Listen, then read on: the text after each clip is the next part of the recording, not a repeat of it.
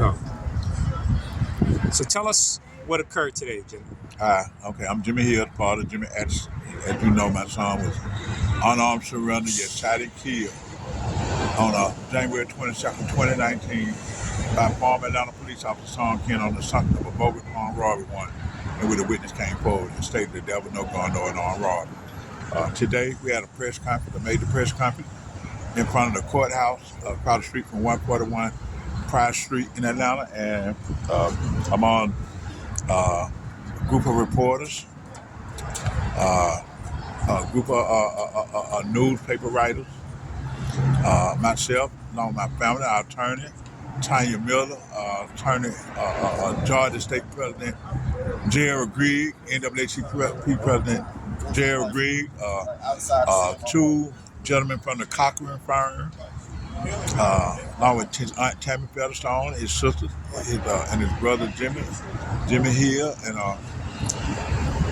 along with his sisters, Franklin, Ariana, Jamaica Atchison, and Destiny, and his cousins. You know, so we were there with a lot of actors in support to speak on the indictment of Sean Kim by Fannie Willis, Fulton County District Attorney Fannie Willis.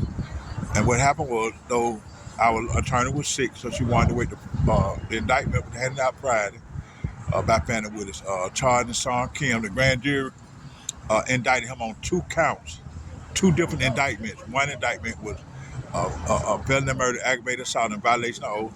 The other indictment was involuntary manslaughter, reckless conduct, and violation of oath, I'm sure. So he was indicted on. The grand jury found him guilty on both indictments. We had a press conference today where we spoke about policy change.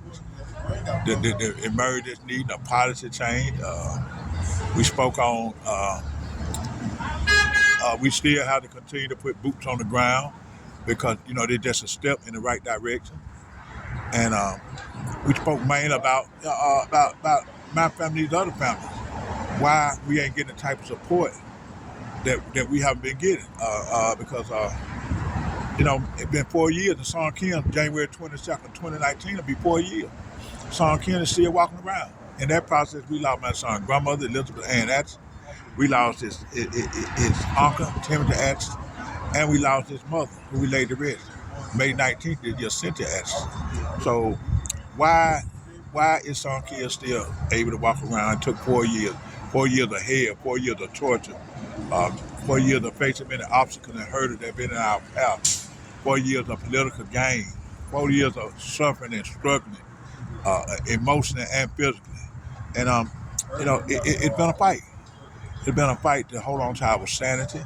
It's been a fight for us to reach for accountability and justice, because no one really wants to be held accountable. Atlanta Police, like I said, it's about policy change. From Atlanta Police Department to the FBI policy, because I can understand from the very first beginning when they want to sweep this case under the rug, former Atlanta Mayor Keisha Bottom and Atlanta officials. My son's life matters, and you want to sweep this case under the rug as though his life didn't matter. Atlanta got a police brutality problem, and it needs to be addressed. And like I say, and the young lady Kelly Brogan, who told the lie from the beginning that led to this, the Atlanta police failure to properly investigate the warrant because they lazy, they carelessness, they sloppiness to re-talk to the girl. To talk to the girl who made it and who told the lie. So I had to thank God. I had to thank people like you, Bill Neal, the MVP Network, news station, CNN, Nick and Jade of CNN. I thank CNN for really putting this story out there. I thank the activists. I had to thank the activists because they supported us from day one. Those that's been on the front line and those who have been on the front line. So the problem is, these families, it's too many families out here. Too many families out here without any support. There's too many families out here that's been fighting that ain't received no type of accountability. And it's just time for a change. It's time for some of these DAs to reopen some of these cases. I don't think we ever asked for is fairness. Fairness, truth, and justice. That's all we ever asked for. So nobody could imagine, not one family could imagine in a million years that this type of tragedy was gonna be on their doorstep. Nobody. So I had to publicly get more involved. There's still more work to do to try to get Sean Kim indicted. I mean, get him convicted.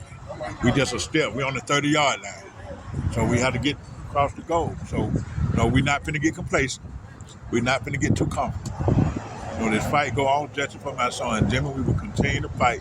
And like I said, I just thank everybody for their support. What happens to the officer now? I know he's been indicted, but does that mean he gets arrested and booked and then charged? Like, what's the next process for him? I'm not sure yet. That's what I'm going to ask my attorney. I want to ask them today about that, about what happens to Sean Kim. I'm not sure about that process right now. But I want to ask my attorney, ask Tanya Miller, Attorney Greg, NAACP president, about what's the next step, because he should be uncomfortable. We've been uncomfortable for many years, for these 4 years. We've been uncomfortable to the point of depression. Some of our loved ones died from depression. So we've been uncomfortable, sleepless nights, broken hearts. Like I said, suffering and struggle, emptiness and loneliness. We've been uncomfortable all these many years. And nothing bring him back alive. My son, the way my son was murdered, it was totally unjustified. I mean, my son Jimmy Anthony didn't get a chance to share his gifts and talents and bless society with his gifts and talents. And so, it's been a lot of pain. It's been a painstaking journey, but like I said, it's a step in the right direction.